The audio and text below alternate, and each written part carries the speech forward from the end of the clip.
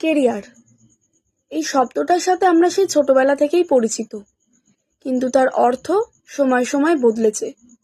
ছেলেবেলাতে career বলতে শুধু সাইকেলের কেরিয়ারই বুঝতাম, কিন্তু বড় হওয়ার সাথে সাথে বুঝলাম এই শব্দের ওজন ঠিক কতটা।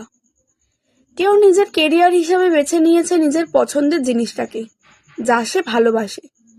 কেউ আবার নিজের ভালোবাসাটুকু ভুলে হাজারো দায়িত্বের মাঝে বেছে নিয়েছে অপছন্দের কেরিয়ার। ছোটবেলায় সেই মাই ড্রিমে লেখা প্যারাগ্রাফ আজ তা অর্থহীন।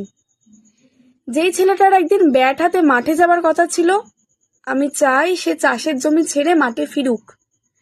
যে ফুটবলার হতে চাওয়া ছেলেটা দিন রাত দৌড়ে চলেছে এই ট্রেন থেকে সেই ট্রেন হকারি করার জন্য, আমি চাই সে ফুটবল পায়ে আবার দৌড় দিক, কিন্তু সেই দৌড়ানোটা যেন হয় তার গোল পয়েন্টের উদ্দেশ্যে।